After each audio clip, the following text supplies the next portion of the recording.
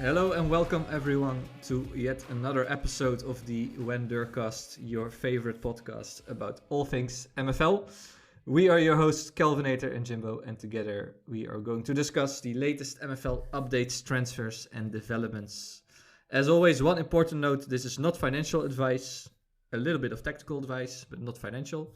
So do your own scouting or hire a director of Metaverse Football. Jimbo, how are you doing? I'm Great, doing I think. very well, thanks, mate. How are you? Great too. Well, Norwich won, so that's a little non-metaverse football that's going well. Better than my metaverse football, yeah. Better than your metaverse football. Yeah, we'll get to that. We'll get to that in a second. So, what are we going to do this week? Yes, so today's episode, we're basically going to be doing a Diamond League deep dive. So we were supposed to have B Sellers on the podcast with us today, but unfortunately, he's not going to be able to join us for this episode. But we've still got his input. So what we've done is we've got in contact with all the Diamond League managers, and we've asked each of them 4 questions, and we'll get onto them later on. We're basically going to go through those answers, and we're sort of going to, check out their insights, analyze it, give our opinions on sort of what's going around and what's going on in the brains of all these, top division managers within MFL. So it's really, really exciting. We've been wanting to do something like this for a long time. And it's gutting that Sellers, one of the founding members and the manager of Barcelona BFC and the Ballers DAO, can't be with us. But we still got his insights. So we'll be doing that in the second part of this episode. But before that, as always, we'll jump into our weekly updates. So I mentioned there that my in real life football team has done better than my metaverse teams this week. How's your week been, Calva? Had any success with any of the games so far in leagues and cups, whatever? Well, I think you probably saw some more Twitter activity from a certain pirate theme-based team, let's say. The Casablanca Corsairs, my best team, my gold team. And they won the preseason tournament, Tier 4. So I'm very happy with that. Big result. Especially after last season, which was quite disappointing. So they're off to a flying start. And also the league, I think they won 1, drew 1, lost 1. But in all games, their XG was higher. And judging by, let's say, the quality of the teams in my gold league, they're doing better than last season too. So that's very good. And most of my other teams are also at least competitive, or they won. Except my new team, the CD Ganaderos Club Deportivo. Oh, yeah. But they also have not, let's say, they're the worst team in terms of players. And I picked guys based on their nationality and not their skills. So Uruguayan or Argentinian. And that was my fun challenge, let's say. So okay. That's why they are probably doing a bit less, because they're not as well, but I'm very happy. A lot of good results for my teams. Oh, decent. So out of 10, you had to give a number on how your week's been. What would you rate it? I would say 8. 8? Yes. Promising. That's a good answer. Very good metaverse week for me. Okay, decent. Well, my week started poorly. I think this time last week when we were recording episode 31, we were both laughing because our cup games were going, or pre-season tournament games were going so well. I'd just beaten Block Royale 8-2. I'd beaten Bosco 2-1. My second club got knocked out of the cup in the semi-finals, but then the Wyverns went on to the final. And just before the final, Yax thought it would be a brilliant idea to drop in a new engine update. And I was like, right, if I lose this final now against Duff's, it was his BK Schlager Festivalan, something like along those lines. And when if I lose, I'm blaming the engine update, and I lost 1-0. So I blamed the engine update. Both keepers had an absolute smashing game. I think both of them had over 8.5 rating in a 1-0 scoreline. So, but then outside of that, going into the leagues, it's been pretty meh. I think the Wyverns sit like third bottom after 4 games. I think we've won, drew, and lost 2. And then the second team, the Espartails, coming off the back of a cup win last season, they're hang on, let me just remind myself. They've won, lost, and drew. Not well. So I think in terms of me giving a rating out of 10, I'm just going to go for a solid. I think 5's being generous. I'm going to go for a 4.5. Okay. 4.5 out of 10 for me. It's been pretty stinky. So not too good. No, but Do in you think terms this of is real life football, 10 out of 10. 10 out of 10. Oh, that's also important. I have a question. Do you think this is a bit of karma for maybe being a bit too happy on the pod last week? I think of possibly, certain, yeah. I'm happy. results. I'm A bit of happy. karma I'm there, happy I to mean. be humble because I love seeing people get humbled. I think it's brilliant. But if I hadn't celebrated it, you know, where's the fun? Where's the emotion? We gotta lap it up a bit. We gotta have some emotion. I can take it. I can take it. I don't mind giving it. I don't mind taking it. As long as I can be all happy, and then someone beats me, they give it to me. I've got to accept it. But yeah. So I was prepared. Yeah, you're right. I probably should have been a bit more gracious with the victories. There were some reactions in the chat, and I think Duff christened the update the Wendirk update. Right? Yeah, I saw that tag in our honor. We shouted about it so much, and then the next day it got, or even what would it have been, like 24 hours, or the next morning the update gets pushed, and we're like, sorry, I gloated too much about winning 8-2. Exactly. So a bit of karma for Jimbo, let's say, and my team's doing great. Yours are gonna be better next week, I'm sure. Hopefully, yeah. So let's talk about the dev updates. There were loads of dev updates, and Jax had this I really appreciate this also, like a little TLDR. Too long didn't read version. So let's go over that one because there were loads of updates. So first, there have been so many new users that all the starter packs, the whole supplies have been depleted. So the team had to mint 1,200 new players, only common and uncommon, so no extra rare legendary, so more on the bottom of the pyramid. So they have been minted. So that's really great news that new players have to be minted because there's so many new users. Then a massive milestone, $1 million in sales has been achieved. Yes, huge milestone. So congrats to the team for that. And to celebrate it, there will be a couple of events, a co-op tournament, and I think a draw, like a 1 million lucky draw, and some giveaways. So stay tuned in Discord for more announcements on that. Did you see one of the giveaways on Twitter? I think on Twitter there's the 2 OG rare packs and a share of $200 worth of flow. Do you see that one? Yes, exactly. Good man, so it's a big giveaway. I was going to remind you if not to go to enter. I did it. Good yes. Man. So everyone, if you're listening and it's still open, just retweet, like, and I think reply with your name, your Discord name. So that's great. About the game itself, the team is mostly focused on player progression. So one big item and needed for the real, let's say, season 1.0 to start. So they're working on that. Also some engine patches. So we just talked about maybe the Wendirk patch, let's say, which meant less goals and some fixes and inaccurate statistics. And for the next version of the engine, Quentin is also improving more realism during set pieces. Finally, some other couple of nice updates. So improved competition features. So maybe there will be tournaments or like some custom tournaments where you can enter with MFL points and maybe win some MFL points. And also scheduled competition publication and a simplified participant late registration. So a couple of little things that will make it better, the user experience. Yeah. Also, what I shared in general, what I think is really a big improvement, we talked about it on the pod before, is an updated goalkeeper leaderboard to reflect the new Golden Glove ranking. So before it was like the amount of saves, but then it always went to, let's say, the bottom team who got like loads of shots. So you also have loads of save.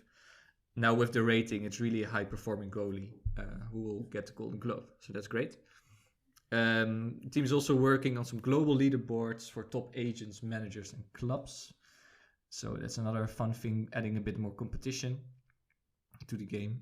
And also enhancing player performance comparison with an improved squad table so that you can really, maybe when you do your scouting, you can also see which players are really overperforming for their rating, etc. So loads of great things. What do you think is the biggest one or the one you're most excited about this update? Well, obviously anything to do with giveaways and winning stuff off the back of the $1 million volume celebration. So that co-op tournament we'll hear more about in the next couple of days, hopefully, or within the next 7 days. Should be really exciting to see what that entails. The global leaderboard, as much as it may be sort of like a bit of a small thing, just people always love to gloat and flex how well they're doing, or there's a sense of we haven't got promotion relegation in MFL at the moment, but we know it's coming down the line at some point. But having a leaderboard where you can see yourself sort of promote and relegate as a user could be quite interesting. I'm not sure I'll be anywhere near the top of that for anything, depending what the metrics and the leaderboards are based off from. But yeah, there's just so much to unpack in that dev update, which is great. Like you said, there's a TLDR, which means there was so much in there. Yeah. We had to get a little shortened version, but ultimately, the biggest thing for me the last couple of weeks has always been the new user acquisition, and the fact that we've had to mint new players specifically for starters, or for starter packs for new users is absolutely mad. I love the growth we're seeing at the moment. I think it's phenomenal, and obviously a massive shout out to the $1 million trading volume. I'll chat about that a bit more later on in the marketplace piece. But yeah, yes, and I have loads of names to shout out again. So we keep growing. That's really great. Yeah, think about the leaderboard. So what you said, like you might end up lower, right? So I hope instead of just maybe quantitative leaderboards, that you say total MFL points, like of course we are not gonna be number one, right? Yeah. But maybe somehow you can find some metric, like who is maybe per overall point, or let's say if you have lower overall players in lower leagues, you can still perform above expectations. Yeah. Maybe you can come up with some kind of algorithm or formula to have, let's say, a relatively. I'm trying to think of what metric I would do quite well in, and I think the one I'd do quite well is something along the lines of points. You know how like GDP per capita sort of thing? Yeah, it'd be like points per club, or like points per club plus players owned. I think I'd do quite well in that breakdown, because I feel like for only having 2 clubs, well, one for more of the seasons than we've had so far, I think I've got quite a decent bank of points. But then I remember when we did the When Dirt Cup, and JC was sharing some stats about who was good at winning cup games, and I think I had something like a 60% win or 70% win rate in cups. I want to see that stat somewhere. I want people to fear me when they play me in cups. I just want something to sort of justify that I'm not an ass manager. Basically, I need something to help me prop up my hopium. I think that would be a pretty good metric, because your cups, you're more in your tier, right? More based on your overall like average, etc. Yeah, so hopefully if someone's listening who is very good at maths and data and can come up with some metrics that are a bit more, let's say, relatively, like some managers with the same material, who does better or worse, like can you measure that? And if we can see that, that would also be great, apart from total points or total cups or total teams, those kind of things. Of course, we also want to see that. That would be, I think, my little impact here, but I'm sure the team can figure something out. Season update. So later on, we're going to talk really a lot about all the Diamond teams, each team individually.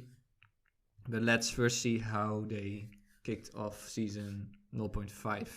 So we know Ballers, which rebranded to BFC Barcelona, they won the preseason tournament. So that was already a huge win.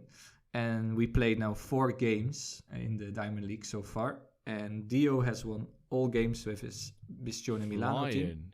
Flying. So that's amazing start for him. Yeah. We have a lot of intel later about the changes he did. So it seems to be that they are paying off. 12 points out of 4 games. Then we have Meta Mercenaries and BFC Barcelona with 3 wins, 9 points. And a bigger group, OM Legends, Londinium, Club Atletico Tango, 6-6-4. And unfortunately, Basel has lost all games. So they are bottom. So they really have to do a lot. And Parque Ibirapuera too with 1. So Jimbo, what do you make of this ranking, this table so far? Yeah, fair play to Dio and his Milano team. 4 games, 4 wins, 100% record, obviously. I think the biggest takeaway from that, or the biggest thing to sort of mention is that one of those wins was against Meta Mercenaries as well. So he's already, in terms of your hard games, which are probably going to be, well, they're all difficult, right? But Meta Mercenaries, BFC Barcelona, sort of those really top honcho teams within Diamond League. If you could not lose to Meta Mercenaries, you're probably doing quite well in the league. So the fact he went, I think it was an away game, they won 1-0 at home on the 4th. So, if Dio can keep that form up, he's in a good state. But really impressive. I'm impressed. And also, by Dio, he scored 14 goals already. Yeah. So that's really also huge. And then Meta is 10, and then after that it's 9, 6. So he really also scores a lot. Yeah, that helps. Yeah, huge from them. And like you said, won't add too much more to this now because we've got a whole section of it for the second part of this. Yeah, exactly. Second part of the pod. So we now get to the point where you have to, by the looks of things, do some more deep breaths and try not to lose your air when talking about the marketplace update. Yes, so I'm gonna shout out all the new managers that I found in the sales bot again. I think the highest so far was 32, so it's a bit less. It's 20 new ones, but still 20 new users that, let's say, names I've never seen before in the sales bot. Maybe I should really keep a proper database of this. But that's really amazing. So let's give them a proper shout out, proper welcome. So new managers: Dorst, Mi Kapitan, RSG, Camille, Hanak, Agent Metaverse, Sanada, Sean, Michael, Kader, Sat, ADG 1986, Sputnik, Angel, or Angel, I think, not Angel, Side 9581, Aymeric DVD, Skovlard, Roy, Sandro, Spartan R59, Gary, and Niako. So welcome to those 20 new managers. That's really great to see. I got a second. I had a second successful referral this week as well. Really? I had a second one. Is yeah, he on the list? I woke up to it on, I think it was Wednesday actually. I woke up and I'm like, God, I got a notification in my inbox. Nice. I thought maybe just a $1 player selling, and it was a user had come in and bought a pack. He got Munich is his place. Nice. I think I saw that one. But do you know what's his name? He got I can try and find. He got Munich as his starter from his starter pack. His name was Withy, Withy. He's from Manchester in England, or so his profile says. It looks like he's already picked up some players. How's he done? In the packs, I guess. Starter packs. Or was he also in the... Because when I last looked, he got a 60 rated 17-year-old as his common player. And I'm now looking at his players now, and he's got a 78 rated 17-year-old Cam in there, but he's not bought any players. So he's opened 2 starter packs, and he's somehow managed to whip out a 78 rated 17-year-old in one of them. Nice. Not bad. Very good. I didn't even know that was possible. But yeah. Awesome. So really, again, more and more new users coming. I think maybe now it will be a bit less because season is starting, but let's see. But yeah, I saw also some really great club packs. Like someone got a London, Cincinnati, right? In the chat, people were talking about it. Some American cities in there. So some really nice stone packs have been opened. Okay, other shout outs to some active managers I saw. So Steph, who I think I mentioned even last week, he was really buying a lot of new players. So as a new manager, also stepping it up in the second week, buying loads of guys. Make Fink, I think we keep talking about him, but as always, he's been very active, and now he was sweeping, let's say, the young player floor, 19, 18-year-old commons. This inspired Ronin to also start sweeping the floor with $1 and $2 players. Yeah, I saw that.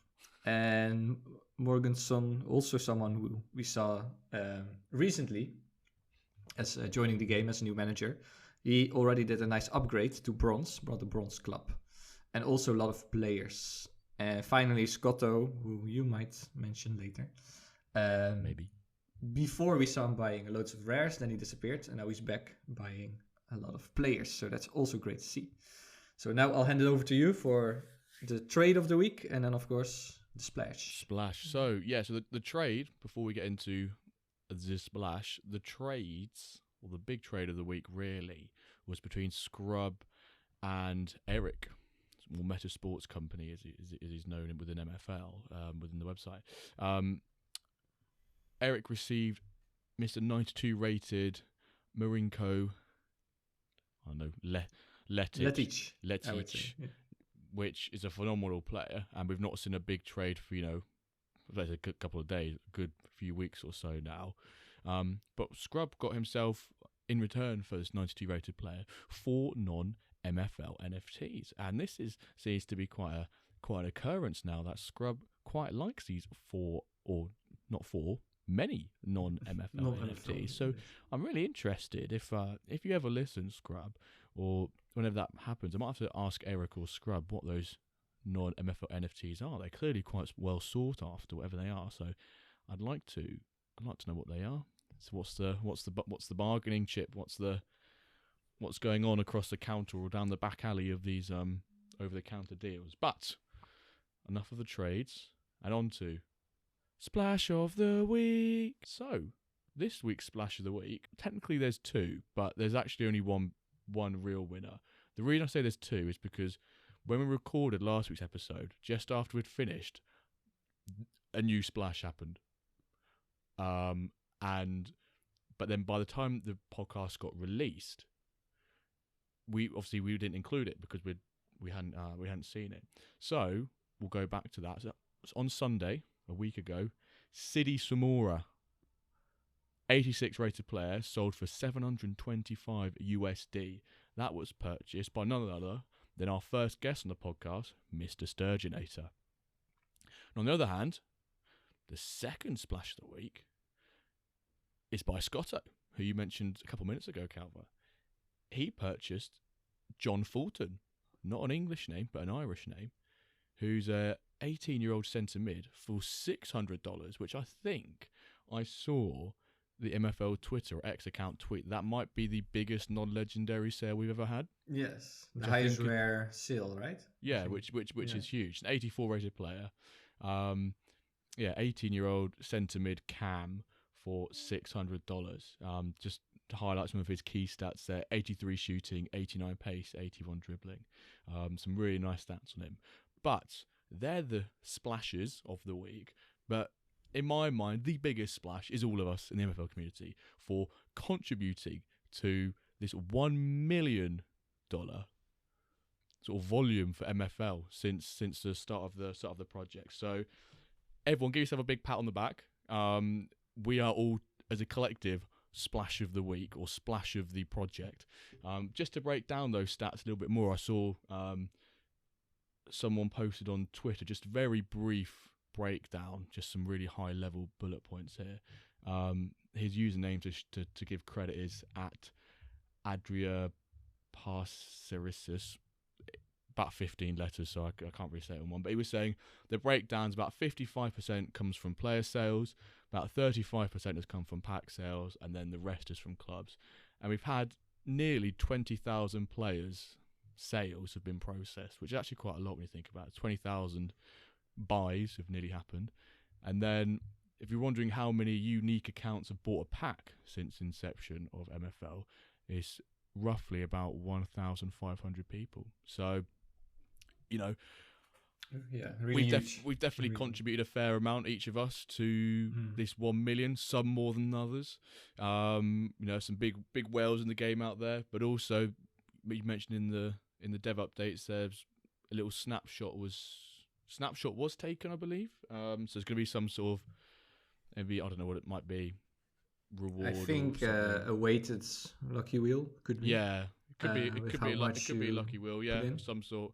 If so, I feel like the Diamond League guys might be taking up about 50% of that. But it's also on things like packs as well. So even though I've probably spent more on packs than I have actual player transactions, I reckon. But yeah, no, that's the splash of the week for the people, for the players, and for the people. So there we go. Big one this week. Yes. No, really, really amazing. It's like you can wrap your head around, right? 1 million. The team has created this game, and we have collectively put in 1 million into that. It's like really nuts when you think about it. Especially if you tell it to people who are outside the NFT universe, right? Who are like, you did what? You have like these little images in this game and you put a million. But we all know why it's such an amazing project, and that we gladly, as a community, put a million in there. And I also like to see it as kind of some crowdfunding, like just keep going, build this amazing game, and that's what we're here for. All right, let's move on. How Dirk? So I made a couple of notes. I think Jimbo, you also looked at Dirk's performance. It's always fun, but maybe a bit more fun now with the extra stats. So first of all, we're gonna talk later about Ronin, but I've seen a lot of tactical changes. So Dirk last week was a right midfielder in a 4-2-3-1, the kind of the right winger there. He played 4-4-2 as a right midfielder, and in a 4-1-2-1-2 as a right midfielder. So with, let's say, a diamond on the midfield. So loads of kind of tactical changes. Seems Ronin met the mercenaries are not settled yet on one formation there. And in those 4 first league games, he did play, which is nice. But no goals and only 1 assist. So compared to his lovely preseason activity, that's a bit not so much. In terms of rating, though, still scoring good grades. 7 rating, 7.4, 7.8, 8, 7.3. What do you make of the data? If you dive a bit deeper, maybe, what do you think? Yeah, so he's in the 4 games so far, he's averaging a rating of about 7.6 per game, whereas within the pre-season he was averaging 8.2. So he's 0.6 rating lower than what we did in the pre-season tournament. However, if anyone listening uses football apps to look at ratings like a SofaScore or FootMob or anyone like that, you'll know that to keep an average rating of sort of 8.2 is bloomin' hard to keep up. You know, anything above like 7.5 to 8 consistently is really good. So, a bit disappointed he's not created much, you know, in terms of decisiveness, decisive actions, you know, your goals, assists, that sort of thing. And just looking at his XG, obviously a slightly wishy-washy statistic at the moment compared to previous engine iterations, but he's creating, or his chances have considerably less XG than previously, which can mean a host full of things. But I'd say he's on for a solid start. We want more from him, but he could have started a lot worse, put it that way. I think that's probably a nice way to sum up. Yeah, and also in this new formation, he's more, let's say, serving. I don't know if you can say it in English, like a serving midfielder. All right, main dish segment, the Diamond League, the Diamond Deep Dive.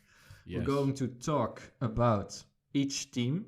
So, as Jimbo, as you said in the introduction, we've asked each manager the same questions, and they have all replied to us. They've all given us some info. So let's say we kind of interview them, and we're going to discuss their answers. So maybe I should tell the 4 questions we asked them, and then we give the answers. Yeah. So first question was, how has preparation gone for season 0.5? Did your squad change a lot? Did you get some new players or sold some others? Which formation tactics will you use and play? Of course, they didn't have to reveal all their secrets, but just kind of the basic setup there. Goals and expectations for the season, and an in real life team they would compare their club to. So what would be most like the club, which kind of how they want to play, etc. Yeah. So we're going to talk about all of those 8 teams, and the order is the ranking from last year. So we start with the number 8 of last year and then work our way to the top, which is, of course, Ballers, which is now BFC Barcelona of Ronin, who couldn't unfortunately join us to talk about that. So, Jimbo, you have asked Joe B, OM Legends, some questions. Yes. What so was I his got in answer? Contact with Joe B, obviously a Frenchman of the MFL community. So I did have to use a combination of Google Translate because I didn't want to overwhelm him with with a bombardment of questions. So suddenly, but he was really really accepting and responsive. And he was like, if you want me to answer anything else, let me know, sort of thing. But so, how did Joe B and OM Legends? How did their preparation go for season 0.5? His response was, I had to review quite a few positions because I had several strong players, but they weren't in positions that I could utilise within a 4-4-2 formation. So he sold his right wing and left wing and positions where he had triples of. So he had like 3 or 4, however many, of the same position. He got rid of them to buy new players, potentially with a lower overall rating, a lower scoring, he said, but more suitable to the tactics and formations he wants to play, and younger as well. So in terms of looking at the future and looking at sort of progression and playing sort of the long-term game. To which sort of leads up quite nicely to what's his tactics and formation. Joe B says, and obviously I'll stress as well, we did say, like you say, Calver, we don't expect, if you don't want to reveal all your secrets about your club, just in case, some of those hawk, eagled, owled, eared managers go out there and they're making notes on every single diamond. You goes, when I play him, I know he's going to play with super aggressive, tight pressing with a wide block. But Joe B says he's going to use a 4-4-2 formation that is more or less spread out and aggressive depending on the matchup. So a little bit of an insight, but not too insightful that it sort of could damage his own match performances. And then penultimate question. My goal is to finish at top of the table in the first half. He's put in brackets. He said he had a hard time digesting whereabouts he finished in 0.4 last season. And he says he's playing for fun with only one team at the moment because he's quite short on time. If I only had one team, having a diamond team is pretty nice fun team to have, I think. He says I want to little by little make my team homogenous with young players. There we go. So that's his expectation. He wants to finish top half. And if you've been following Diamond League and following the podcast, you'll know that OM Legends has historically not been the greatest when it comes to positioning within the Diamond League. But the first 4 games this season, he's living up to expectations.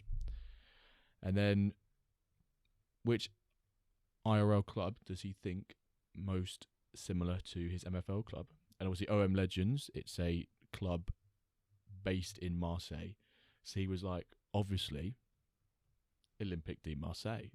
He said, I was very lucky to get Marseille in the diamond during the drop. So he says that the club which most similar to his, so he thinks that the club most comparable to his MFL club is the location of the Diamond Club in Marseille. So some really interesting and honest insights into Joe B and his OM Legend side.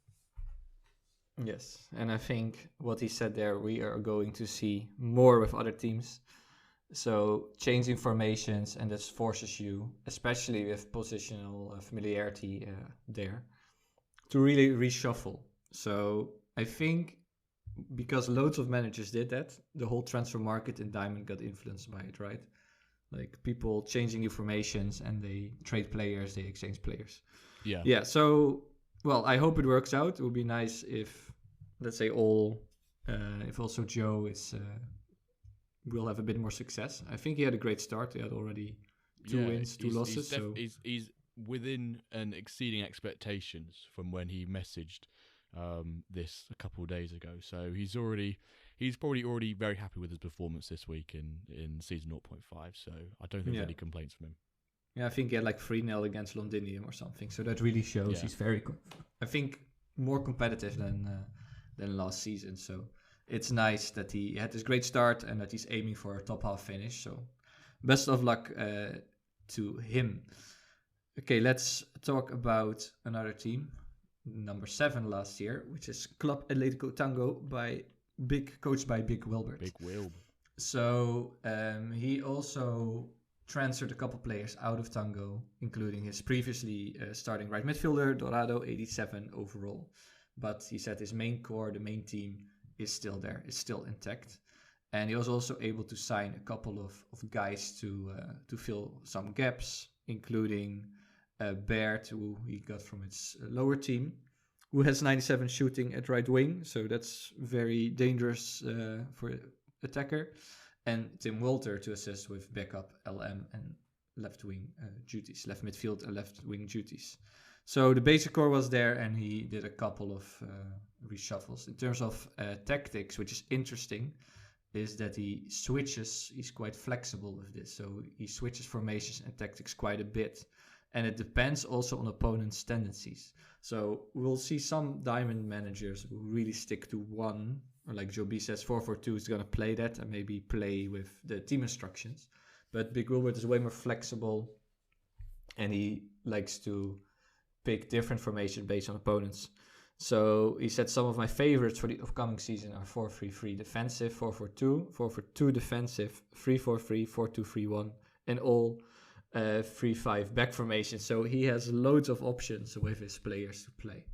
And he's also backed off from using a high defensive line. This is very interesting. So he's not going to play with a high defensive line. So because why he seeded too many low XG goals in the preseason. So maybe some of you are playing with tactics. That is some nice intel. About his goal, he said, honestly, there isn't a break when you only have 8 teams vying for the title. And with so few matches, variance comes into play a lot more. So yeah, it's really one competitive, and there's not enough games to really maybe make a difference too much. But he'll be happy with a mid-table finish with an eye on the top prize, of course, if he could do that. And he compares his team, Club Atletico Tango, to Liverpool because of their tough defense, and he has 290 rated centre-backs.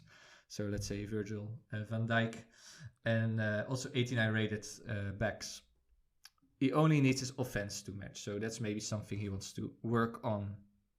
What do you think of Big Wilbert's, Jimbo, with his super flexible formations? Yeah, it's interesting how he has so many formations, which, you know, he's his favourites and, like I said, being flexible with, because you often don't find that, I don't think, having so many.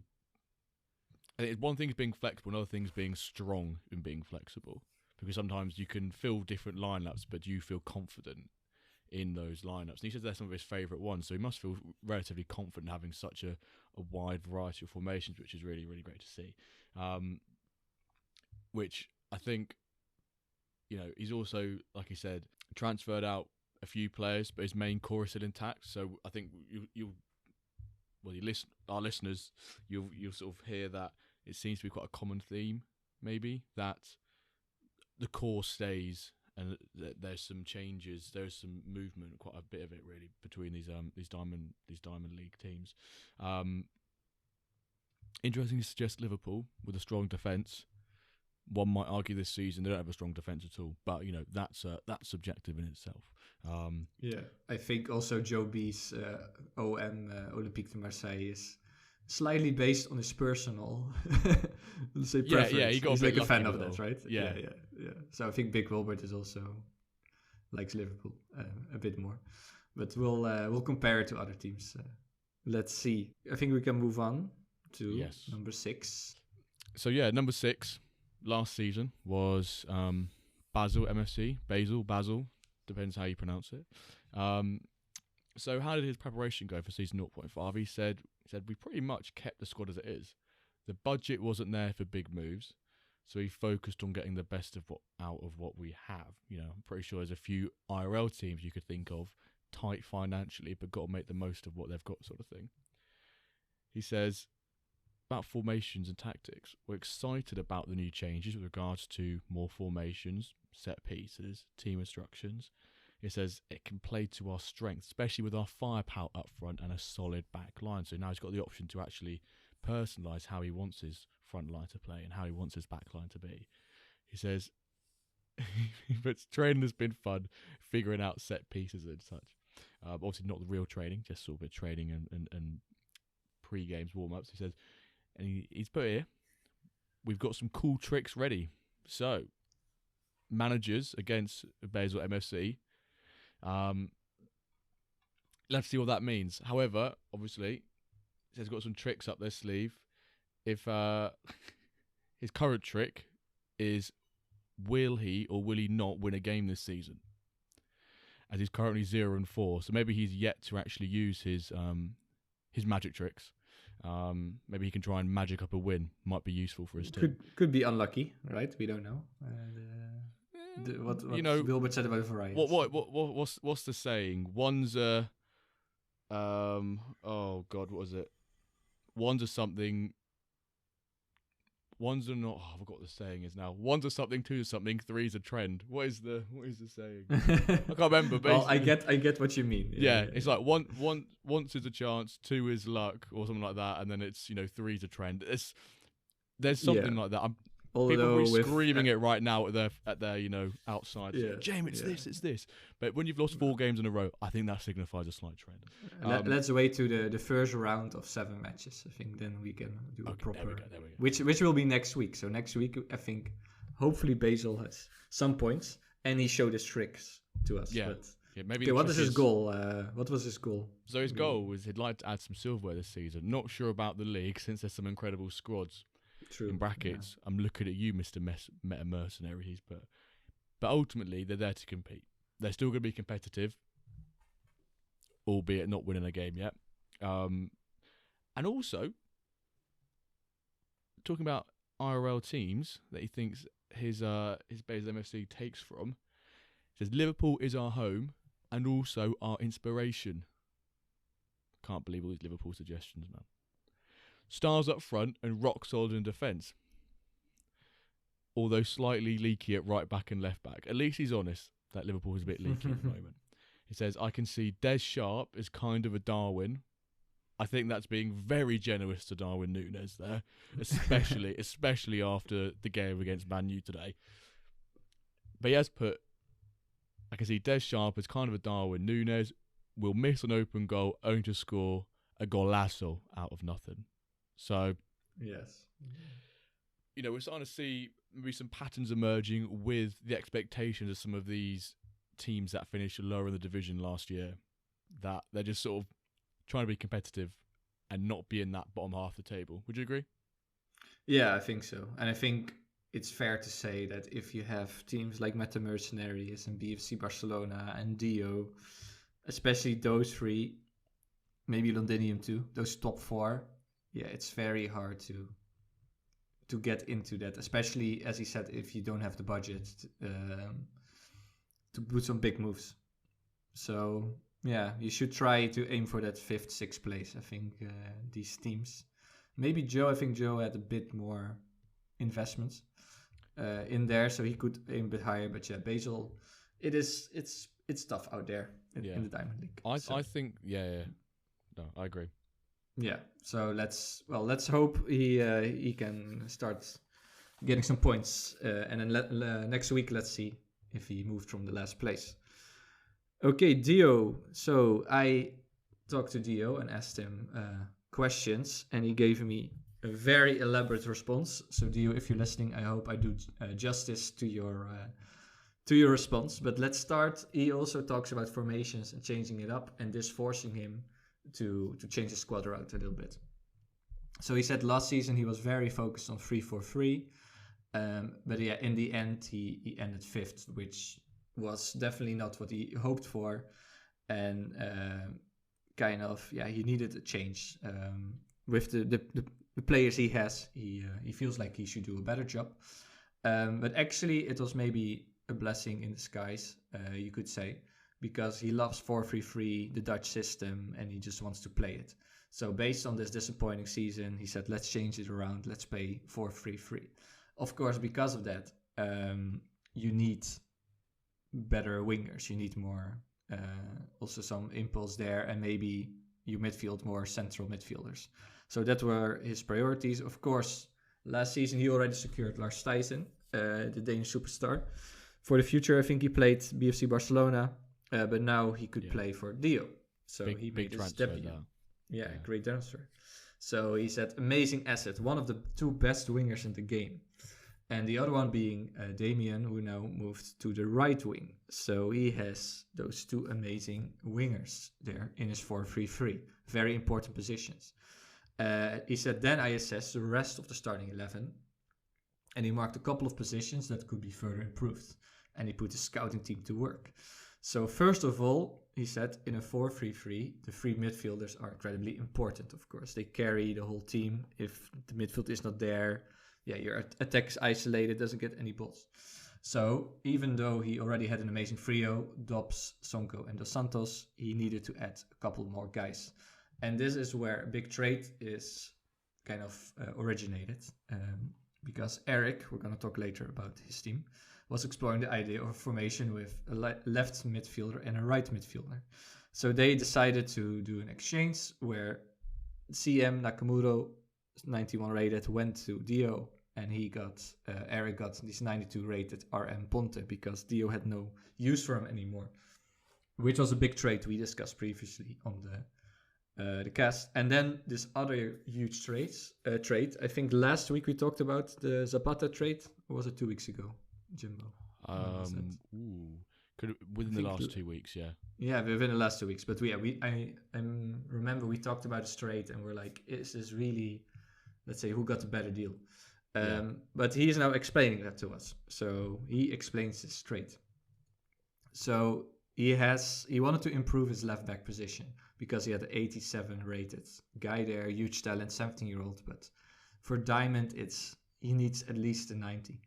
So his target is this famous Freddy Zapata, let's say the best left back in the game. But Profound Soda, of course, does not want to let the guy go like that easily. So he needed to put in a really big trade. It was not a cheap trade, Dio says, at all. He had to give up this Ponte, which he just gave to Eric. So the ownership changed. A 17-year-old 87 goalie and an 18-year-old 88. So really a big trade for only one player. But then he said, for me, how he sees it, I gave up 3 players, which were not starters and not crucial for my teams. And I got by far the best left back in the game. So from his point of view, it's a very good trade, and I understand him there. Jimbo, I'll ask you later if you agree. And he says, I upgraded the position by 5 points from 87 to 92. And with this, the team is complete. So he really upgraded the midfield, left back position, and he got that stronger left midfield of the left winger, Thijssen there. He also talks a bit about reshuffling happening in his other teams. For example, moving Frank de Recht, very good midfielder, down to his Dutch plat team, Amsterdam Lions. So the whole organization changed a little bit. You saw him buying 18-year-olds. So he kind of reshuffled, making most teams under 18 teams. So he did a lot of reshuffling there. Let's move on to the goals because I'm already talking too much. So only one goal, he says, and this is for my 3 top teams to win their league. So of course, his top team, Biscione Milano. He is going for that title. And then about the IRL team, he said, to be honest, I'm a bit out of touch with current teams. So of course, he's going to pick 95 Ajax, the team that won the Champions League. With McGill is like Van der Sar. Damian is like Overmars. Dobbs and Sonko are like Davids and Seedorf. So he said, we're ready, let's go. So very nice message there from Dio, I think. Just to make sure he specifically puts in, which he has done, the 95 part of Ajax. Otherwise, if you just say Ajax now, you're hoping for a mid-table bang average team that gets beaten 6-0 by one of your closest other rivals, sort of thing. So it's good he's out of touch with the current teams. Probably. Current Ajax, you want to be out of touch with current Ajax. Definitely. But yeah, that's great, right? A really nice insight in his thinking. Yeah, you were talking there about the 2 wingers, Thijssen and Damien, and I was just looking at their stats, and Lars Thijssen, obviously, as you mentioned previously, of BFC Barcelona, and now with Biscione Milano, he's averaging a rating of 8 so far in the league, whereas Damien is averaging also 8. So, they're doing both pretty well for the start of these 4 games, which obviously makes sense because they're currently the only team to have won all 4 of their games.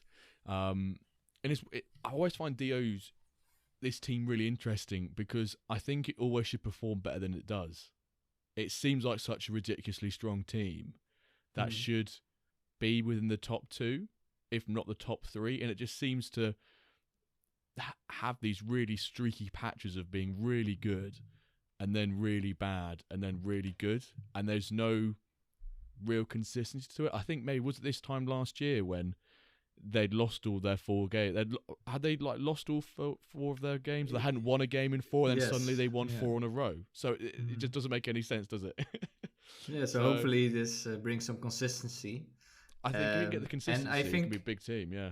Yeah, but I think this is really nice. He says like actually, he was playing a formation he's not super comfortable with, but he just did it because it was more practical, and now he's full on supporting this kind of the Dutch school 4-3-3. He's going full for it. Yeah. And maybe that also helps, right? He's way more confident. And it also sounds choices. Like, going back to the Zapata piece with the left back, he's clearing out players which he knows are just there for the sake of, sitting on the bench and getting a salary each week sort of thing. You know what some players are like in real life. He's like, Rob, I don't need 3 of these started players. Let's shift them out and get like a massive superstar into play left back in Zapata. And when you've got one of the best left backs in the game, you've got that position covered, and you don't have to worry too much about any weaknesses down that side, because no one's going to really be targeted a 92 rated fullback, are they? Yeah, that sort of thing. Yeah, so exactly. no, I wish you all the best of luck for this season. He's doing well already. We just hope he keeps it up. We want to see, could we get an invincible? Invincible, but a 100% win record. That would be some. Well, if he would really turn into 95 Ajax, he will go to great heights this season. Let's see. There we go. Okay, you were talking to the manager of London FC, Eric Barbarics. Yes, so what Eric. did he say?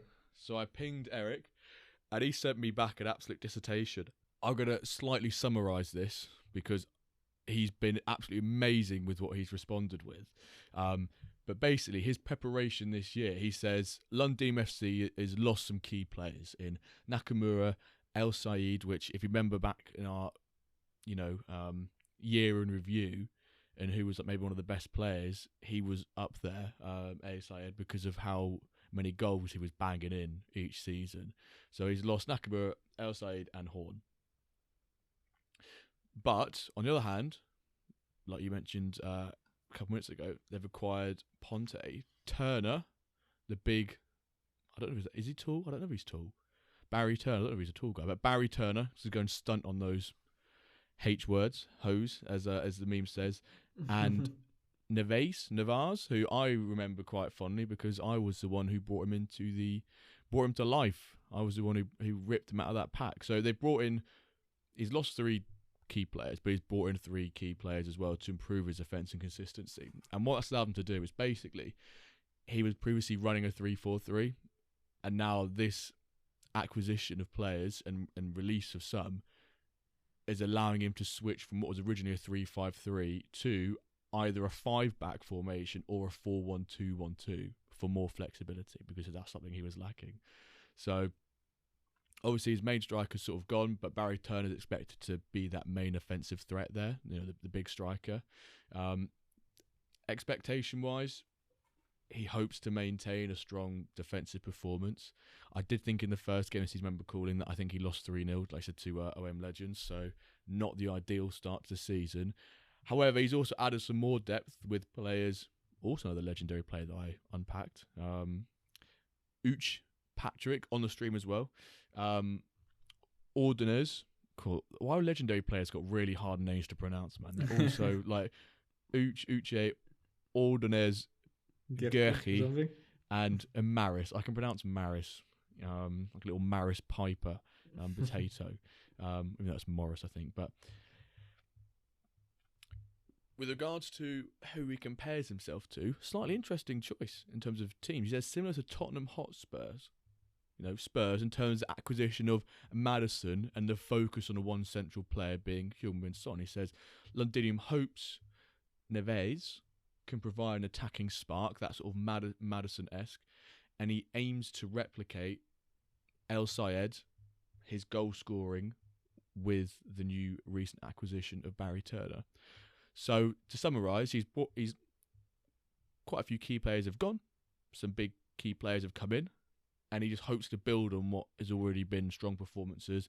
Now that he has the flexibility to change formations and not be so reliant on a 3-4-3, which I feel like maybe you can chime in here what your thoughts are, but I always feel, even if I like running a three at the back, I always just feel slightly nervous because I'm always like, well, I've only got three defenders, and then you've got to focus a bit more on. Now I'm asking for my left and right mids to maybe do it bit more defensively, and if you're trying to put decent left and right mid players into a 3-4-3, you probably need high defence, and realistically, if you have those players already, you've probably not looked at defence as a key stat because no one does. No one does look at defence for a key stat for wide midfielders. So, yeah, it's an interesting one for Londinium FC, which obviously is a great name as well. Yeah, no, really, it's great that we can now see how much thought also is put into this, right? And the whole planning, it's more like a grand strategy here of also planning ahead and seeing how you could change up some formations and really taking it into account, like this higher shooting, ball distribution. It's really, I really love to see this. Let's say this essay. When he responded with all the answers, the meme where if someone posts something really long, you just put a picture and it goes, I ain't reading all that. I'm happy for you though, or sorry that happened.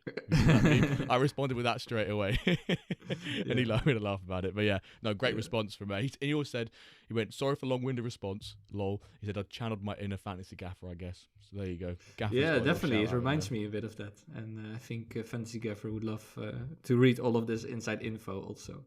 Yeah, and we are all here to build a bit more hype about Diamond, so hopefully this helps that you all know the ins and outs of what's going on inside the minds of these Diamond League managers. Okay, let's move to the top three. So last year on the third place was Parque Ibirapuera from FC Cincinnati. He did not write an essay, he was a bit more short and concise, but that's also great to have. Not too much secrets spilled there. So he also said his squad did change a lot. He took back Horn, so we just talked about him at Eric, and he signed a few players. And of course, he traded Zapata for Ponti and two young studs.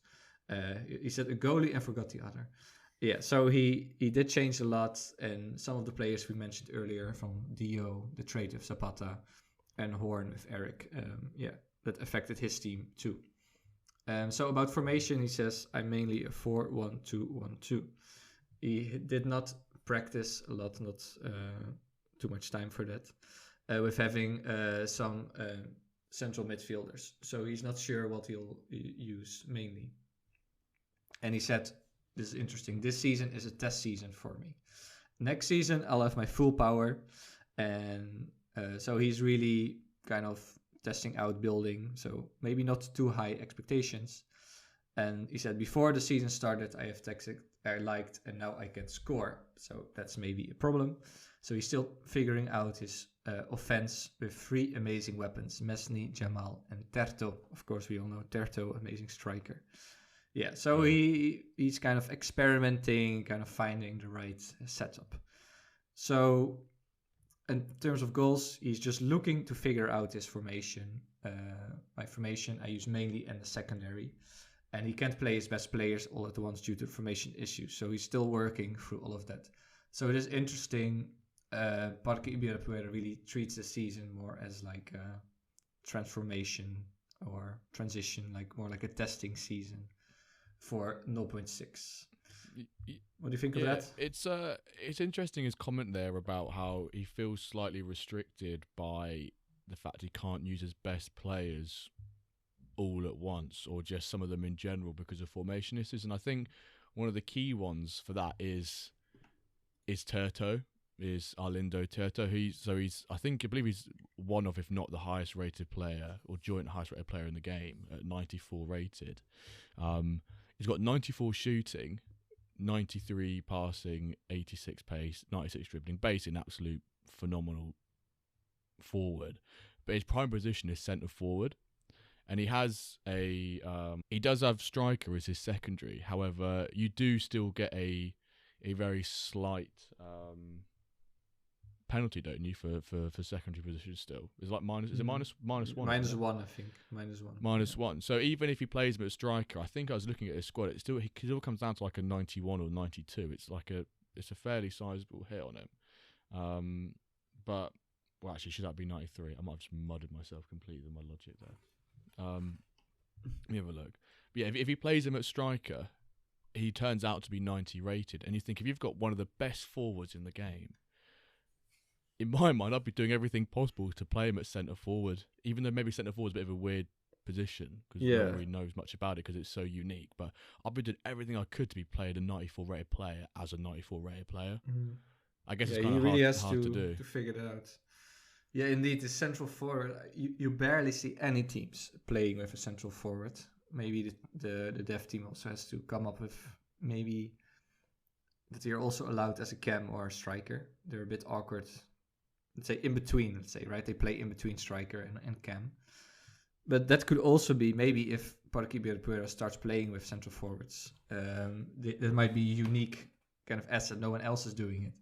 They can be the only ones doing that. So maybe that can also be a strength with Terto in his proper primary position there. Yeah. But yeah, let's see what he said is a testing season. Let's see how he's going to deal with that and where Terto's going to play. I guess just as a striker. Because what the centre forward positions are, what the 4-3-3, and there's the 3-4-2-1. That's got two wide centre forwards, I think, isn't it? It's got a striker and two centre forwards either side of it. I'd be trying to play something like that. Yeah, or like the false 9. I think there's like the false 9 position. Yeah. Sorry, it's the 4-3-3 false 9, isn't it? Yeah. Yeah, so maybe I would if I was him, I'd be trying to maximise Turto because I'm like, that's a danger threat if I've ever seen one. But we've done our third place and we've now got two left. Obviously, you know that BFC Barcelona won last year's Diamond League, so you know who I'm going to mention now, and that's Meta Mercenaries, managed by Ronan. And I had a little cheeky contact with Ronan. We've been in contact for a couple of weeks now, on and off, because I like to try and get some insider information on, the gaffer of Dirk. So he said, for the first off-season, I didn't have any major transfers for the Mercenaries. I tried to work a few options, but there's little I can do to improve through players, which kind of makes sense. He's basically got at least the biggest and the most stacked out team, so trying to improve on it, it's been pretty tough to do so quite easily. But he goes, instead I focused most of my attentions on trying to further understand the sim engine. So not so much play acquisition and negotiation, let's try and figure out the engine.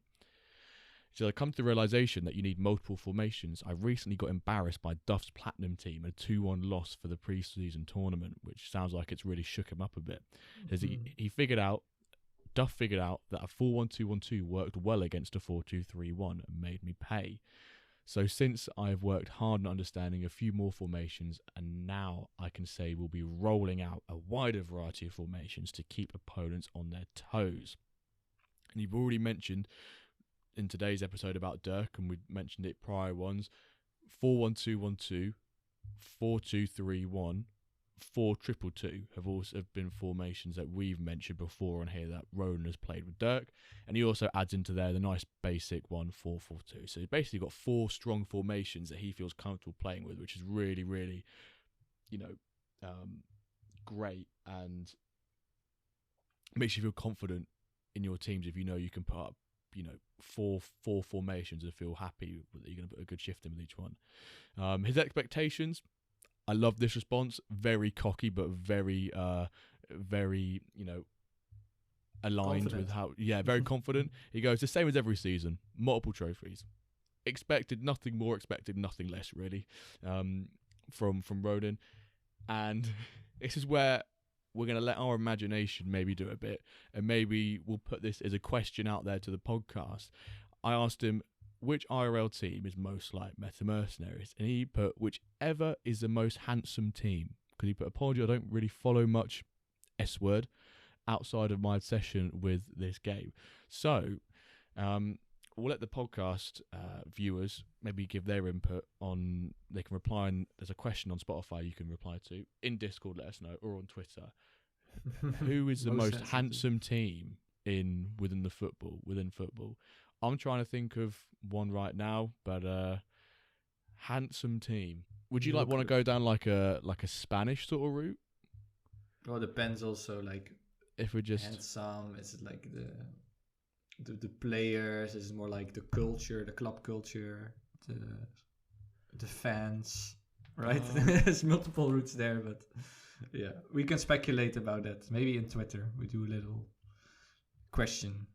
yeah, to we our can ask this listeners. question Yeah. out, or if before we ask that question out, regardless if any of our listeners want to let us know who do you think the most handsome team is, let us know, and we'll maybe we'll have to like compile a few of the answers, and we'll have to give the Dirk delegates of we'll have to figure out who's the most handsome team in football to partner a new Ronan's quest. MFL team with.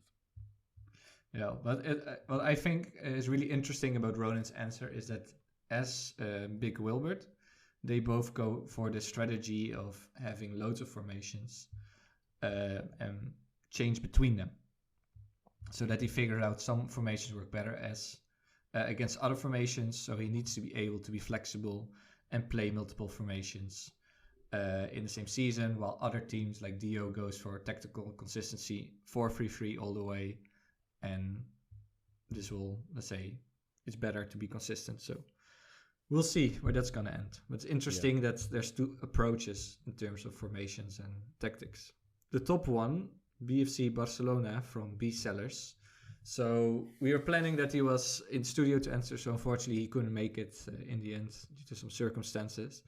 But he did send us some answers, so I can also read out his answers right now. Very briefly. So his preparation for season 0.5, Lopez, which is a user part of the DAO. Before we mentioned him a couple of times in the marketplace updates. Yeah. So he brought in some new guys, new players such as Frey at right back, and Androne now because of that can go back to 90. It's like a 90 overall player, can go back to center back. And Müller replaces Lars, who went to Dio at left wing, and they stay in the 4-3-3 defensive, so they're also consistent with their formation. So 4-3-3 defensive is the main formation, and they love wings in the current engine. Sometimes they play a bit more wide, sometimes a bit narrow. So he goes for the consistent tactic and then changing some team instructions depending on the opponent. So although we have some bit more alpha, always long shots, they say, sometimes press, and sometimes we play possession if we have to dribble pass advantages. So if you're listening, other Diamond managers, I think that's a lot of intel there. Of course, goal and expectations is back-to-back champions, win the league title again, and their in real life team, they say, based out of Barcelona, so Barcelona. But we really lean more towards Man City's 4-3-3 philosophy. That's an interesting one. What do you make of that? I think it was always going to be the case that after winning the league last year, it was going to be try and retain as much talent as you can whilst building on potential areas of weakness or improvement. And, you know, Lopez, one of the guys in the DAO, has pulled out huge plays. He's pulled out some of Basil's magic tricks, literally. And he's brought in some huge players for, as mentioned, for BFC Barcelona to play with this season. So no surprise they're strengthened and bolstered their squad. Really interesting to look at some of the tactics that he'll use, sort of, you know, potentially use. This could all be bluff, by the way. This could all be bluff. But, you know, always long shots, sometimes press. Yeah.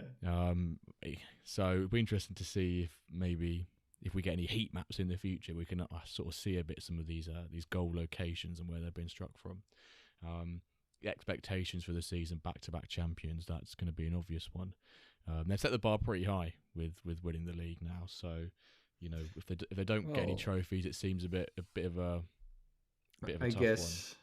For Ronin and Ballers, they both have been Diamond League champions recently, and they both want to go for another one. That makes sense. They both proven to be potential winners. They actually won it. They are winners. And they are the two teams that say they go for it, right? The other ones are a bit, or like really go for it, like no other option for that. Yeah. But yeah, it's funny. Maybe B Sellers is playing, let's say, 3D chess here, and he's giving away team instructions that are actually false. So that would be funny. But let's see how he's doing. Predictions, winners. Well, we already had 4 games. That's, I think, how much of the season? Almost 25%, a bit more. Yeah. So what do you think? Can Dio keep going? Meta, BFC Barcelona? I think I really want to say Dio continues and maybe not wins the league, but maintains top 2. However, he's done the hard bit and he's played Meta Mercenaries and won. However, trying to overcome inconsistencies can be quite hard when the engine's always updating. And therefore, you need to have one of the strongest squads around, which ultimately leads me wanting to say Meta Mercenaries come out top. However, I'm gonna throw out some random, not random. These are planned and thoughtful predictions. I think Joe B gets his expectation and finishes top half. So I think he meets expectation. I think he does that. And I'm going to say the top 3 stay the same. It's just going to be Bishoni Milano, Meta Mercenaries, BFC Barcelona. If I'm completely honest, I don't know who to call. But I think that's going to be the top 3. I think the rest will play it out, sort of thing. Yeah, no, I agree. That's definitely the 3 strongest teams, and they also, I think, all teams also have some kind of, trust, or like kind of, I say that they accept that fact that those 3 teams are the best. Yeah, maybe Londinium could join them, but I think those 3 teams are kind of the best. But yeah, I would say I have a lot of trust in Dio. I think I have to support my compatriot here, and I also believe in this 4-3-3. He seems very strong. He's having an amazing start, so I think he can pull it off and continue. And then behind him, same, like Meta, BFC. Yeah. Which club do you think scores the most, and which club do you think concedes the most goals? Hard. Well, judging by the production so far, I think Dio can also score most, concede most. Well, Parque Ibirapuera, with all those experiments, if they're really testing out the season, they might get loads of goals.